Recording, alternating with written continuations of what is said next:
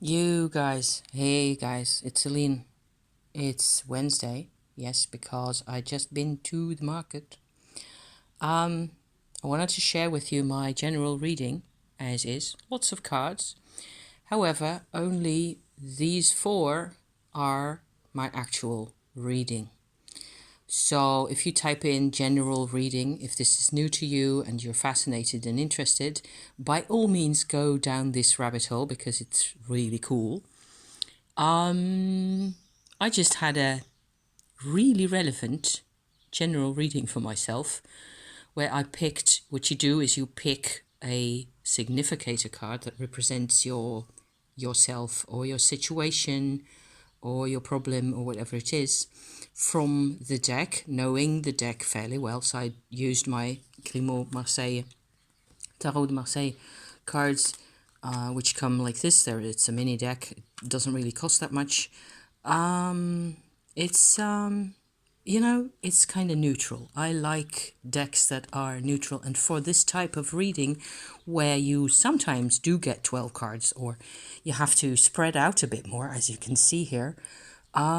It's nice to have small cards. So I don't have big hands, and these are actually you can only shuffle them overhand, not riffle them even, because that just doesn't work. It'll spray all over the table. But this just will fit, any reading you do, no matter how many cards you get, you can still sort of fit it into your space really easily. And so it's fairly neutral. So for you guys who've been around my channel a bit more, I have had another rather intense, let me say, Tumo experience, Tumo plus parts work, which I really hope I can sort of come out and share in some detail. It's also kind of awkward, and I still feel really awkward and weird as a result of the thing. So who knows? Maybe later this week, or maybe today once I get my courage back on. I don't know. Anyway, these are my cards, and it is like absolutely spot on. Sometimes tarot scares the hell out of me. I swear. I get cards, and I had the similar experience with my tarot website that I will link in the description here. That's you could just go and online and shuffle, and they give you cards, right? You can pick whatever cards you like. And the cards I had, and that was on Monday, and today's Wednesday, so like 2 days later, right? They were also like crazy spot on, especially in hindsight. I think all this also has to do with this eclipse that we've had, which makes things kind of interesting for me because it was really close to my nodes and in my horoscope, my natal chart. So all that is there as well. It's like very complicated. Anyway, the Queen of Cups has a choice between the sun and the moon, is what the cards are telling me here. And at the moment, I do certainly tend to feel that the sun, it's either sun mode or moon mode for me. And that has been I suppose, my issue over the past days and also over the past months and maybe years even, where my Tumo practice brings to the foreground a whole lot more of my emotional, unprocessed, things, trauma, difficulties I've been having, things I don't know how to deal with. Also from the past, aspects to myself,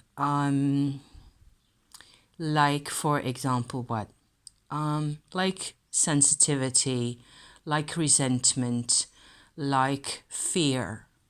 It turns out there is a part of me, this part, that feels that being afraid, this is going to make no sense to nobody out there, I think, unless this is you,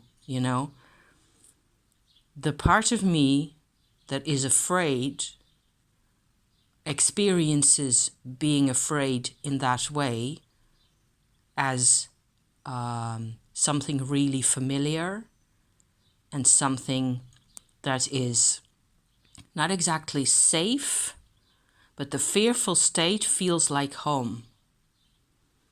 So this is messed up, kind of. It's not really simple. It is not straightforward.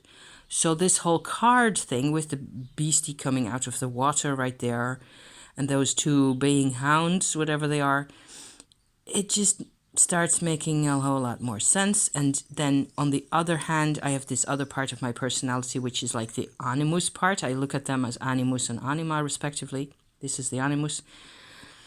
This is the part that always has wanted to be in control of everything, right? So the choice between these two, and the good thing for me, it does feel better to have this part, the moon part, gain access to my daily life. The more I let it, the more okay it is in a way.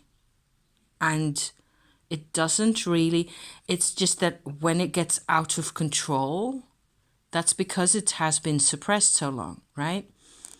So having the choice, this in terms of the astrology meanings of these cards, so each of these has an astrology background meaning. That is what I tend to work with most often. Actually, this is going quite a bit better than I feared at the moment. Each of these, so these are earth signs where you're going to find the 3 and the 9 and the 7 of Pentacles and so on. This is going to be a fire sign, the 3 of Wands right there. There's more Wands here, and there's more Wands, and there's a Cups card and a Swords card. None of these really matter to my reading that much, in the sense that they are in the pile of the 4 piles that this card, my significator, was in. That's how a general reading is used. You know, you shuffle, and then you pick one of your piles that your card is in, that you decided is going to represent you in the thing. Okay, so hence the Queen of Cups here. Because of my emotional things going on at the moment, I decided to go for her. Often I have used the Queen of Wands, occasionally the Queen of Pentacles or Swords, depending on what I was doing really, or, you know, what I was looking at. So each of these,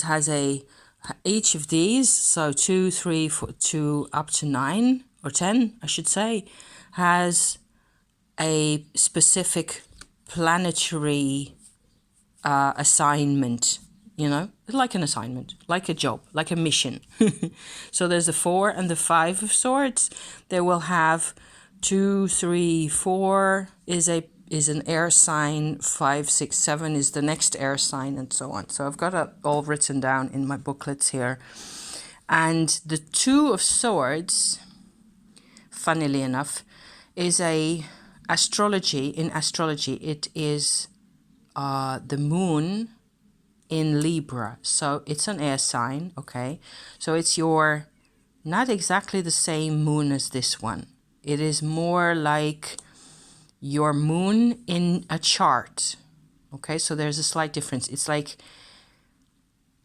your moon in Libra means that this whole thing in your life that has to do also with whether one is impulsive, for example, how one reacts to stimulus if in different kinds of surroundings and contexts, and so on, you know, that kind of thing. So it is less about the complete experience of instinct and self-awareness and self-protection and how one experiences everything. It is more like how one acts, really, how one behaves. So there's a lot more moon cards. There will be a moon card that's not in here, I think, at least one moon card in an earth sign. There's going to be moon cards for the fire signs, and so on, everyone. And this is the moon you're supposed to sort of imagine the moon in Libra, in the sign of Libra. And funnily enough, in my experience as an astrologer, I've known several people who have the moon in Libra in their birth charts, and what you get is people who are super attuned to their surroundings.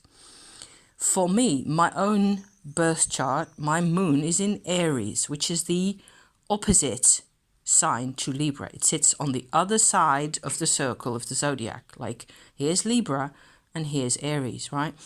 So I tend to emotionally be completely obsessed with myself and with my own reactions. I tend to be super impulsive, Aries, right? Boom, go right into it, not think about anything.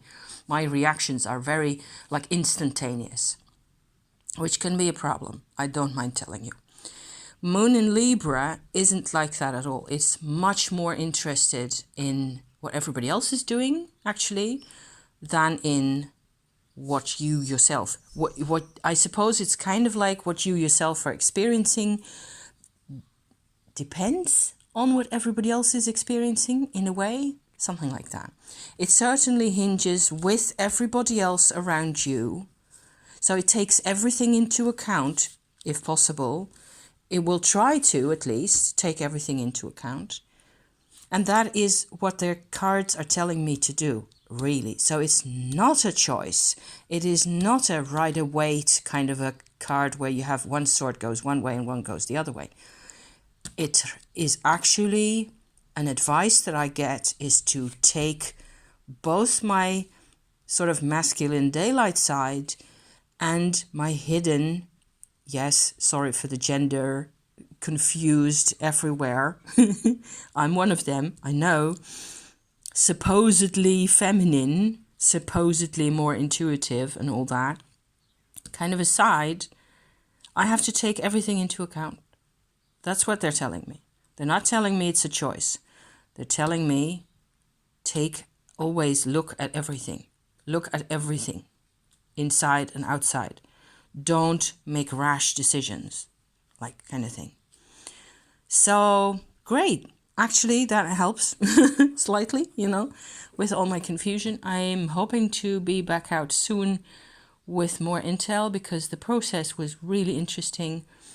It's also kind of raw still and kind of not, I'm also kind of tired and so on and so forth. So, excuses, And sorry for being really rambly. I hope you like my little presentation of my cards here. It was a very simple reading and it packs a punch, I don't mind saying. Thank you for watching and see you soon. Okay, guys, bye now.